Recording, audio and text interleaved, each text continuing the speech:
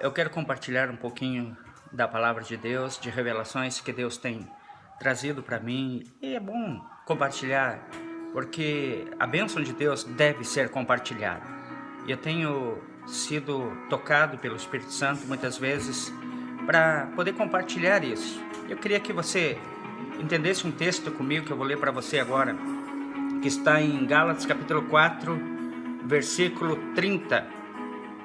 Mas que diz a Escritura: lança fora a escrava e o seu filho, porque de modo algum o filho da escrava herdará com a livre.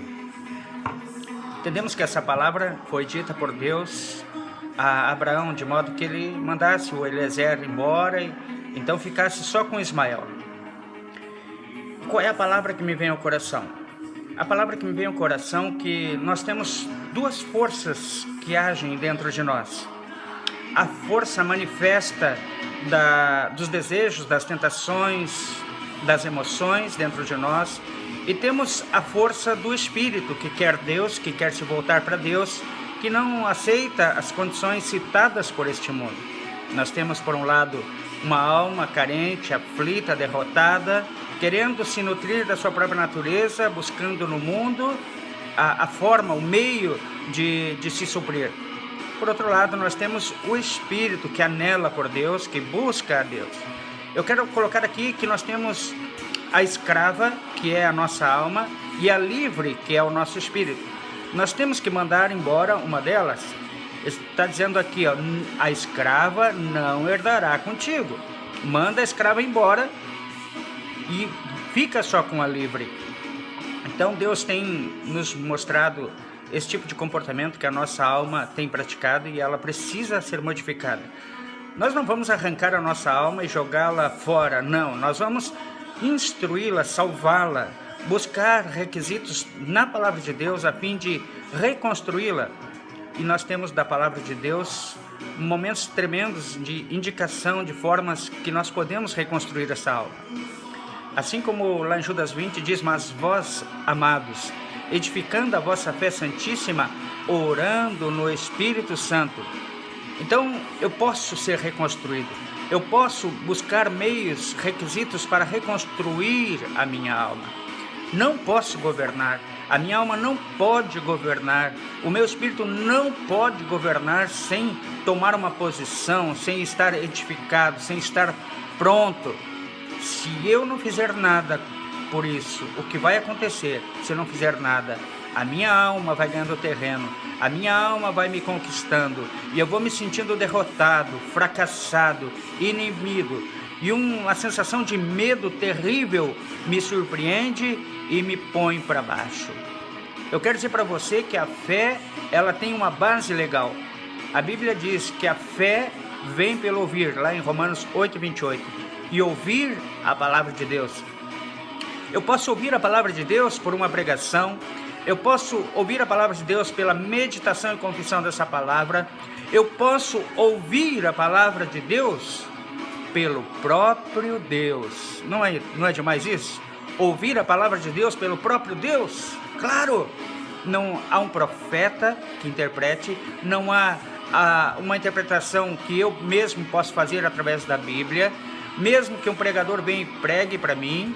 Não, você ouve a palavra de Deus pelo próprio Deus. E como, pastor, como você me diz isso? Orando no Espírito Santo. A Bíblia diz lá em Judas: mas vós, amados, edificando a vossa fé santíssima, orando no Espírito Santo.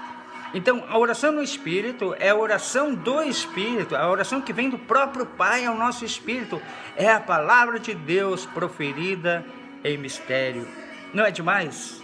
Você pensar que pode fazer alguma coisa, mas não pode, mas quando você ora no Espírito Santo, o Espírito faz isso dentro de você. Se você olhar o versículo de Romanos capítulo 8, a Bíblia diz que nós não sabemos pedir da maneira correta como convém, mas o mesmo Espírito intercede por nós com gemidos inexprimíveis. E depois o versículo 27 diz, porque é Ele quem sabe quais são as intenções do Espírito, e é Ele que intercede pelos santos. Ora, isso não é demais? Deus falando dentro de mim, Deus orando, o próprio Deus orando dentro do meu espírito. Eu posso ouvir a palavra de todos os jeitos, mas nenhum outro jeito será melhor do que ouvir do próprio Deus.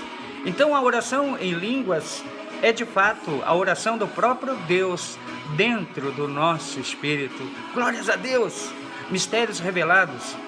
O que eu entendo da palavra de Deus, da oração em línguas, é que quando eu oro em línguas, eu recebo uma inteligência sobrenatural.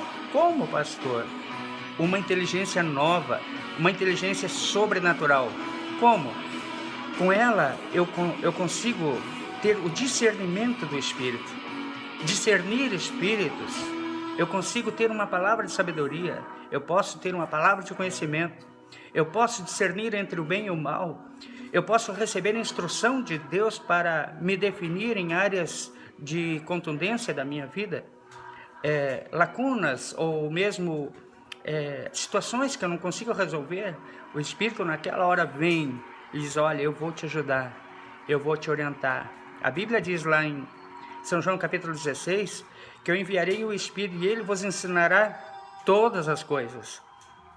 E enquanto nós estamos com os nossos ouvidos, todo ele envolvido com esse mundo, distraído com as coisas, você não consegue ouvir Deus. Você não consegue ter soluções sólidas para os problemas que você está enfrentando. Por quê? Porque a alma ela vai resgatar soluções erradas para a resolução dos seus problemas. Isso, não que algumas soluções sejam erradas, não. Mas às vezes nós não trazemos a solução adequada vinda do próprio Deus. Estas soluções que são buscadas no quarto de oração, soluções que são resgatadas do coração do próprio Deus para nos direcionar, para nos equilibrar, para nos dar vida. Por quê? Não é qualquer solução que resolve os nossos problemas. A Bíblia diz que a bênção do Senhor é que enriquece e não acrescenta dores. Então é necessário entender que nem toda solução é a melhor solução de Deus para a minha vida, porque ainda que ela possa vir, mas não é uma bênção que enriquece, não é uma bênção que permanece. Eu quero que você entenda, soluções verdadeiras são soluções vindas do coração de Deus. Então a Bíblia diz, mas você quando orares, entra para o teu quarto, fecha a porta e oras ao teu Deus que está em secreto, porque o teu Deus que está em secreto, Ele te recompensará publicamente. Oh, glória! Ele vai me recompensar publicamente, Ele vai te recompensar publicamente. Mas Ele quer ter afinidade comigo, Ele quer ter afinidade com você. Ele quer que nós nos desprendamos de alguns jugos de mente, de pensamento. Ele quer que nos transformemos, à medida que oramos, somos transformados de glória em glória. Nós temos uma identidade espiritual e começamos a nos comportar da maneira como Deus quer que nos comportemos. Isso é demais. Então, Deus está querendo nos instruir. Assim como Jesus instruiu os 70, Ele disse, vai, façam isso, curai os enfermos, expulsai os demônios. Ele diz em Lucas 10:19, eis que eu vos dou poder e autoridade para pisar toda a força do inimigo, para pisar serpentes.